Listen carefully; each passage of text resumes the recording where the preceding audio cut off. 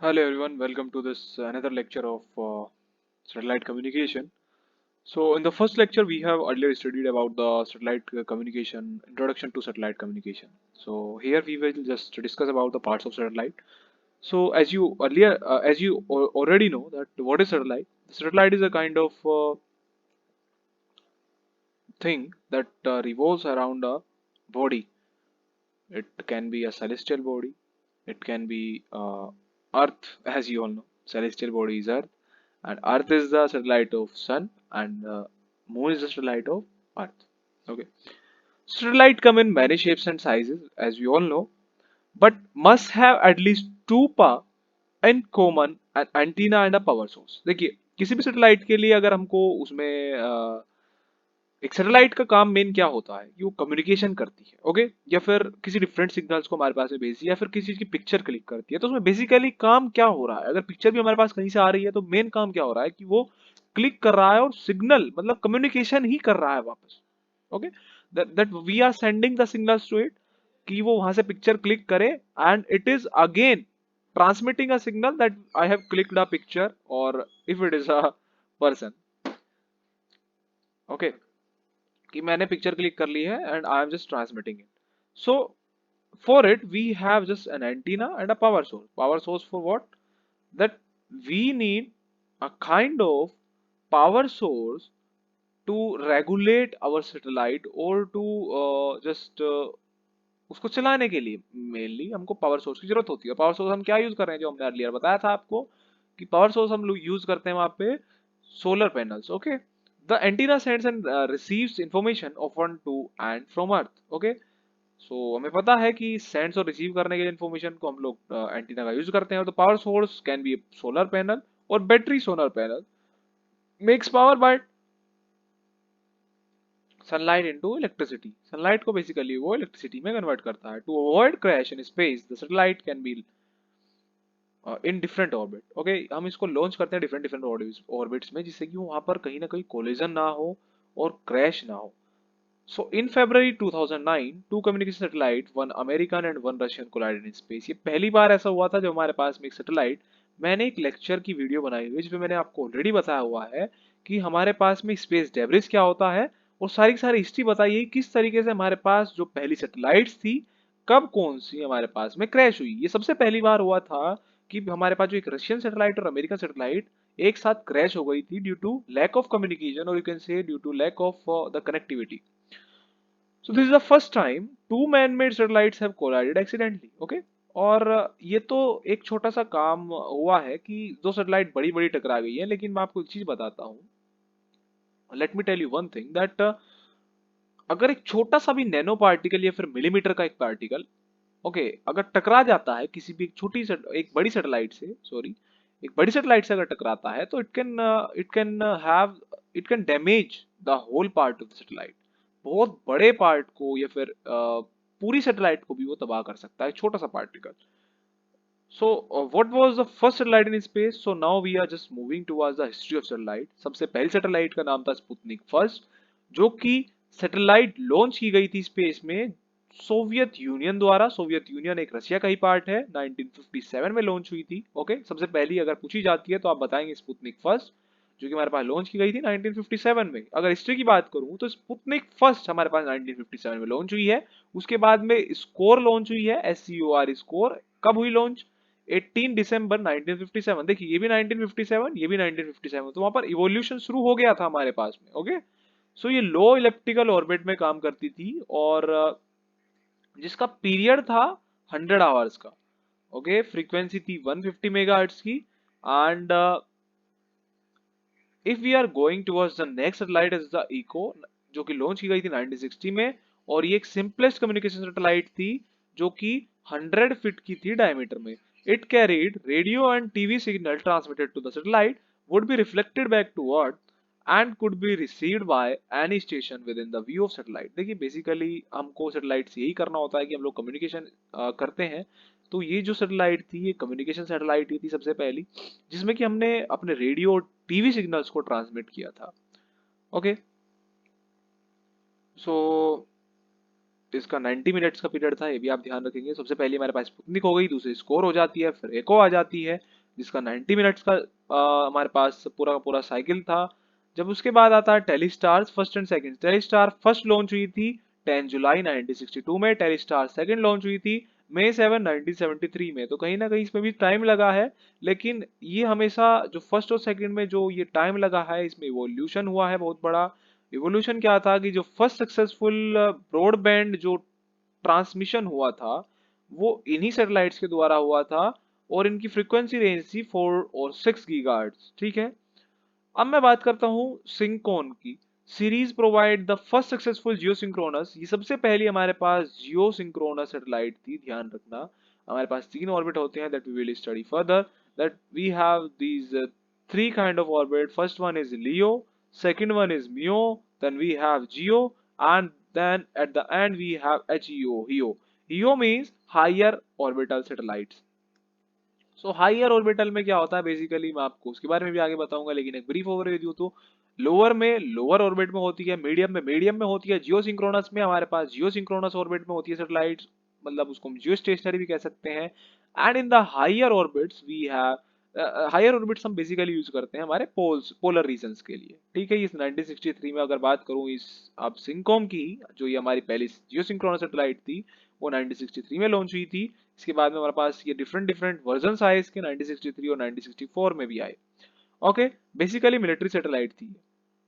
So coming to the evolution in the Indian satellite evolution, और अब हम Indian satellite evolution की बात करते हैं, क्योंकि हमने वर्ल्ड की पूरी हिस्ट्री की तो बात कर ली है, अब इंडियन हिस्ट्री की बात कर लेते हैं। सबसे पहले हमारे पास इसरो नहीं हुआ करता था, सबसे पहले हमारे पास डीएई होता था। डीएई मतलब था डिपार्टमेंट ऑफ एटॉमिक एनर्जी। ये इस्टेब्लिश किया गया था, it was established by Jawaharlal Nehru, later it is named as ISRO, because ये इसरो के अंडर में आ गया था। मतलब इसरो का अंडर का आने का मतलब है कि ये एक तरीके से ये एक प्रोग्राम चला गया था इसरो के नाम से। इसको फिर अलग से ही एक ऑर्गेनाइजेशन स्थापित कर दिया गया था। कब? 1972 में। ठीक है, सेपरेट कमीशन इसके लिए लाया गया था, जिसको हम कहते थे फिर इसरो, इसका एक अलग से ही नाम भी हो गया था। सो इसरो की अगर सैटेलाइट सबसे पहली बात की जाए तो सोवियत यूनियन की हेल्प से इसने लॉन्च की थी आर्यभट्ट, जो कि सभी को पता होगा आर्यभट्ट का नाम। 19 अप्रैल 1975 में लॉन्च हुई थी। उसके बाद 1980 में रोहिणी लॉन्च होती है, और ये फर्स्ट सैटेलाइट बन जाती है जो कि ऑर्बिटली इंडियन मेड व्हीकल के द्वारा लॉन्च हुई, SLV-3 जिसको हम कहते हैं। SLV-3 का मतलब देखिए, LV का मतलब आपको साफ साफ पता होना चाहिए, लॉन्च व्हीकल। SLV का मतलब हो जाएगा सैटेलाइट लॉन्च व्हीकल। PSLV अगर हम आगे पढ़ते हैं तो PSLV का मतलब हो जाता है पोलर सैटेलाइट लॉन्च व्हीकल। ठीक है, जैसे कि अभी हम लेटेस्ट अगर बात करें तो अभी विद इन अ वीक, अभी 5 दिन पहले की बात है, जब इंडिया ने हमारे पास एक सैटेलाइट लॉन्च की है। ओके, वो भी एक पीएसएलवी के थ्रू ही लॉन्च हुई है। So ISRO further developed two launch vehicle और rocket like for PSLV and GSLV. GSLV is for the geosynchronous satellite launch vehicle. Okay, तो इसमें भी थोड़ा इवोल्यूशन हुआ, इसमें GSLV MK third using this Chandrayaan 2 में जो लॉन्च हुई थी, यूज हुई थी सॉरी, उसको हम जीएसएलवी एमके कहते हैं, to study the lunar geology and the distribution of water of lunar surface. Now coming to the satellite orbits that I've earlier told you that we have the basically the 3 kind of orbit, लेकिन हम उसमें चौथा भी मान लेते हैं जिसको HEO के नाम से, EO के नाम से जानते हैं, जो कि होता है higher orbital of earth. So satellite orbits की अगर बात करें तो डिफरेंट डिफरेंट ऑर्बिट्स में डिफरेंट सैटेलाइट्स लॉन्च की जाती हैं, जिससे कि हमारे पास डिफरेंट डिफरेंट कम्युनिकेशन हो सके और जो कोलिजन का खतरा है वो कम हो सके। Okay, so there are many possible orbits in which a satellite can rotate around the earth, but unfortunately all orbits are not suitable for our communication purpose। तो एक ये सबसे मेन चीज है कि सैटेलाइट ऑर्बिट्स हमारे पास बहुत सारे हो सकते हैं, लेकिन हम सभी को यूज नहीं कर सकते, बिकॉज हर किसी में डिस्टेंस या फिर एक पॉइंट के अंतर से भी हमारे पास बहुत सारी चीजें चेंज हो जाती है, बहुत सारे पैरामीटर्स चेंज हो जाते हैं। So we have to just focus on the on those orbits which are usable for us। So basically, there are few orbits such as equatorial, inclined और polar orbits can support communication। अब मैं इसके बारे में बताऊं, equatorial का आपको as the name itself define equatorial, that it is parallel to the equator you can say। Okay, let me draw it। इसको यहाँ पे ड्रॉ कर देता हूँ मैं।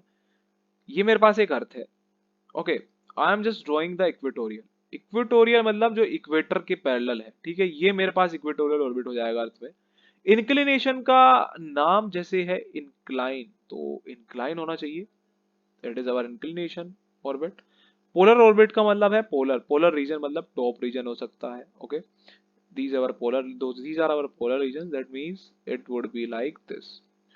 So these are our basically three orbits, and that support the communication. Out of there, equatorial orbit is mostly used since it can support the geostationary orbit. Geostationary orbit को ये support करता है. In the geostationary orbit, the velocity of satellite is same as speed of rotation of the Earth on its own axis. Okay, as the name itself defines geostationary. Geostationary का मतलब क्या होता है कि जो अर्थ के रेस्पेक्ट में स्टेशनरी हो। अर्थ के रेस्पेक्ट में कोई चीज स्टेशनरी कब होगी, जब वो अर्थ की स्पीड से ही मूव करेगी। Thus the satellite seems to be stationary in the space with respect to the position on the earth all the time, and which facilitates interrupted availability of the satellite for continuous communication. Okay, satellite की orbit हम मैंने जो अभी आपको बताए थे, LEO, MEO और GEO. Low earth orbit, medium earth orbit satellite and geosynchronous satellite. Okay, LEO का हम अगर बेसिकली बात करें 700 से 1000 माइल्स के बीच में होती है। हमारे पास में टिपिकल राउंड प्रोपेगेशन डिलेज का होता है 20 to 30 millisecond. One thing you have to always remember that if it is a lower earth orbit, that means ये बहुत ज्यादा नजदीक होगी अर्थ के, और इसके अंदर प्रोपेगेशन जो डिले होगा वो भी कम होगा। ओके, और इसमें एक और चीज हो जाएगी, अगर ये ज्यादा पास है तो ये ज्यादा एरिया कवर नहीं कर पाएगी। So we need more satellites to cover the whole earth. Okay, so in recent year, LEO satellite network has increased to their ability to provide global coverage for mobile and personal communication users, और इसमें short propagation delay होता है, और हम relatively satellite network को इसमें connection के लिए यूज करते हैं। मतलब बेसिकली कम्युनिकेशन के लिए यूज होता है। और डिसएडवांटेज क्या है कि इसमें हमारे पास कॉम्प्लेक्सिटी जो होती है, और जो शॉर्ट लाइन होती है, short line of site. Line of site का मतलब वही आ जाता है कि हम ज्यादा बड़ी अर्थ को, मतलब इतनी बड़ी अर्थ है, हम उसमें ज्यादा नजदीक से अगर देखेंगे तो पूरी अर्थ हम इसमें कवर नहीं कर सकते, हमको यहाँ पर ज्यादा सैटेलाइट्स की नीड होगी। ओके, अब मियो की बात कर लेते हैं। मियो सैटेलाइट मीडियम अर्थ ऑर्बिट को हम कहते हैं, जिसमें हमारे पास ये इसकी एक रेंज हो गई, मतलब 10,354 किलोमीटर की। इसका थोड़ा सा प्रोपगेशन डिले बढ़ जाता है क्योंकि ये थोड़ा दूर हो जाती है हमारे से। That is about 90 to 100 metre second. यहाँ पर ये sorry millisecond, 20 to 30 millisecond था यहाँ पे, ये हो जाता है यहाँ पे 90 to 100 मिली सेकेंड, क्योंकि यहाँ पे बढ़ गया 20 to 30 से हमारे पास 90 to 100 हो गया, बिकॉज यहाँ पे डिस्टेंस बढ़ी है। Like LEO satellite, MEO satellite constantly have to move on an orbit around the earth because of their higher altitude. वही हमने भी बताया कि ये थोड़ा हायर एल्टीट्यूड पे होता है, तो ये भी हमारे पास अर्थ के साथ साथ रोटेट होना चाहिए, इससे कि हमारे पास पोजिशनिंग में कोई इफेक्ट ना आए। Mu have longer side line of sight. Why it is having the longer line of sight? Because it is far above the earth, and it is why it is having the longer line of sight. अगर कोई चीज दूर होगी तो अर्थ को वो अच्छे तरीके से देख पाएगी, अर्थ को अच्छी तरीके से कवरेज दे पाएगी। सो बेसिकली इसी वजह से हमको इसमें इसमें हमको लियो के कंपैरिजन में कम सैटेलाइट्स की नीड होती है। Okay, now coming to the geo satellite. Geo satellite का कॉन्सेप्ट एक बहुत इंपॉर्टेंट कॉन्सेप्ट है, बिकॉज जियो सैटेलाइट का मतलब आता है जहाँ पर हम जियो सिंक्रोनस ऑर्बिट की बात करते हैं। एंड जियो सिंक्रोनस ऑर्बिट के बारे में हम लोग अगले लेक्चर में बात कर लेंगे। वैसे अगर बताना चाहूँ तो बेसिकली आपको यही पता होना चाहिए कि जियो सिंक्रोनस जो ऑर्बिट होता है वो क्या होता है, जो कि हमारा अर्थ के रेस्पेक्ट में एक तरीके से स्टेशनरी शो होता है। और geosynchronous, synchronous as the name itself define, the synchronous का मतलब सिंक्रोनाइज होना चाहिए, एक साथ साथ होना चाहिए। मतलब जिस तरीके से अर्थ रोटेट कर रही है उस स्पीड से हमारे पास वो ऑर्बिट रोटेट करेगा, और सैटेलाइट हमारे पास में स्टेशनरी पोजीशन में मूव करती रही थी। रिलेटिव स्पीड अगर बात करें, फिर रिलेटिव वेलोसिटी की बात करें, तो हमारे पास जीरो हो जाती है।